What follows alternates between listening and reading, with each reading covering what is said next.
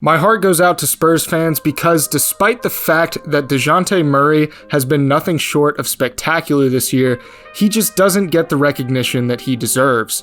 The 25-year-old point guard has been a shining light for a team that doesn't quite seem to have a solid identity right now.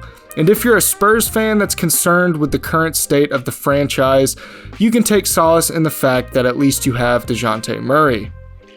The strides that he's taken as a player cannot be overstated. He was fairly unassuming during his early years in the NBA. He had a pretty underwhelming rookie season, augmented by the fact that he was only getting 8.5 minutes per game. He flew under the radar for so long that, despite the fact that he's been in the NBA for 6 years now, he's often looked at as a young player. But he certainly doesn't play like it. Murray is an interesting case because he's in a situation where, as a young player, he's expected to brunt a significant portion of the offensive load. He has a usage rate of more than 20% since his rookie year, meaning he's gotten a lot more involved earlier on than a lot of 29th overall picks do. But what makes him so great? What's led to his borderline unprecedented ascension from solid young player to now a borderline all-star? We're going to cover all of that in today's video, so be sure to stick around to the end and hit that subscribe button if you enjoy the video. Let's get into it. Murray isn't exactly the perimeter threat that we've come to expect from NBA guards today. While he has developed into somewhat serviceable from beyond the arc, it's not where he makes his money. His ability to score the basketball is largely predicated on what he's doing inside the arc. He's not the greatest mid-range shooter in the NBA by any means, but he actually shows a lot of promise as a mid-range threat. He's about average right now from the mid-range, but the signs are there for him becoming much improved, and I actually really like what he's shown from that area of the floor this season. He's shooting roughly 41% from the mid-range, which isn't the greatest in the league, but like I said, he's on par with the average, which is a good sign for somebody as young as him. I really like his ability to get an easy shot at the free throw line and at the elbow, because he's really solid at just knocking down the easy rhythm jumper. One thing that makes Dejounte Murray so dangerous in the mid-range is the fact that he possesses a whopping 6'10" wingspan. He's only 6'4", so without height to get that shot off over bigger defenders, having a longer wingspan allows him to avoid being swatted whenever he tries to get a shot up in traffic. Right here, he uses a really slick behind-the-back move on Marcus Smart to get him off balance. He still has Dennis Schroeder to worry about, but he immediately gets into his shot and elevates high enough to where, even though both of them are contesting, the apex is just simply too high for either of them to alter the shot. Here, Murray brings the ball up and immediately penetrates the arc and gets Damian Jones off balance with the crossover.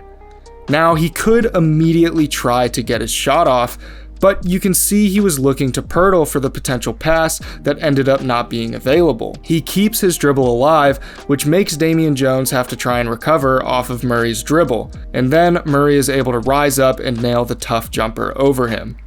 He's also a very adept finisher, having no problem getting to the rim and getting a good look.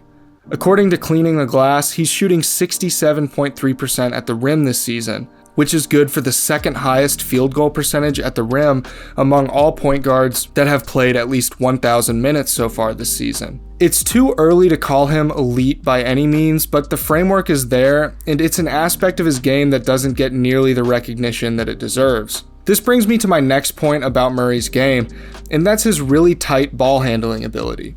One trait that I think doesn't get verbalized enough when it comes to guards is the ability to keep your dribble alive and continuously keep the defense on a string when you're inside the arc. Dejounte Murray does that incredibly well. His hesitation dribble moves are constantly keeping the defense guessing because not only can he just rise up and get the shot off, but he can play make exceptionally well too. When the defense is on a string like this, the ball handler can manipulate them to open up space for a drive or a pass. Speaking of passing, let's talk a bit about Murray's playmaking ability. He's an exceptional playmaker, averaging the 4th most assists per game in the NBA so far this year. He's also 9th in assist percentage with 35.2%, meaning that he assisted 35.2% of his teammates' buckets. He's estimated to generate 10.4 open looks for his teammates per 100 possessions, which puts him in the 97th percentile in the league of box creation. But what does he do in regards to playmaking that makes him so good? Not only is he really good in transition, but he's also great in half-court offenses. On this play, Eubanks tries to set the screen but loses his balance, and in most scenarios, this play would probably be considered broken. However, on the other side of the court, Vassell makes the cut that he's supposed to, and Westbrook moves with him, leaving Walker wide open for a three. Murray was able to turn a broken play into a wide open three-point opportunity. Another area where Murray really thrives is in the pick and roll, particularly with Jakob Poeltl. They could probably spam this all day long and it would consistently result in easy buckets. Here, the pick and roll looks like it might be broken up as Poeltl decides to pop out instead of rolling immediately. Murray takes it to the basket as McHale stays on him and Ayton is in drop coverage to offer help at the rim. Murray sees Ayton's defensive stance shift towards his direction, giving him the go-ahead to make the pass to Poeltl on the cut for an easy shot at the rim. It's this patience in pressure situations when there's multiple defenders on him that results in the right pass being available more often than not. This intelligence on the offensive end carries over to the defensive end as well. The fact that he's averaging 2 steals per game while already almost averaging a triple-double is just icing on the cake. He uses those long arms to disrupt passing lanes, and he's a really strong perimeter defender, so he can stay with his matchup and keep them under pressure, forcing bailouts and turnovers with ease. Here, he's switched onto Terrence Ross. He knows that Ross can't drive left because White is going to be there to provide help, so he's overcompensating on the right side. Ross tries to make a pass to Bamba at the top of the key, and Murray immediately reacts to tip the ball away, and it leads to an easy fast break bucket.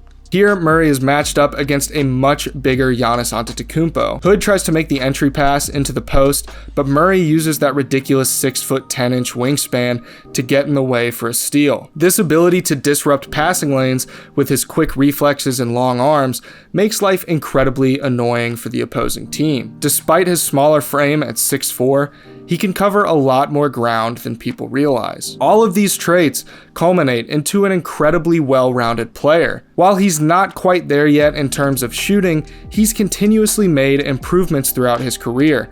And what he lacks from beyond the arc, he more than makes up for in all other areas of the game. The Spurs are in a tricky situation at the moment where it's unclear what direction they're heading in. But one shining light is Dejounte Murray, and Spurs fans should be thrilled that he's on their team. He's a player that every team should want because he fits so well in whatever situation you put him in. While I don't think he'll be making an All-Star game this year, despite the fact that he might deserve it, I do think he's the kind of player that could easily make future All-Star games. And when it's time for the Spurs to contend again, I could easily see him being the one to lead that team. So what do you think of Dejounte Murray this season? Be sure to let me know in the comments below, and as always, if you're new to the channel, be sure to hit that subscribe button. We're only 250 subscribers away from 4,000, so let's try to hit that by the end of the year. Please be sure to leave a like on the video because that's the #1 way to help me out with the YouTube algorithm and get this video recommended to more people. Thank you guys so much for watching, and I will see you in the next one. Thanks.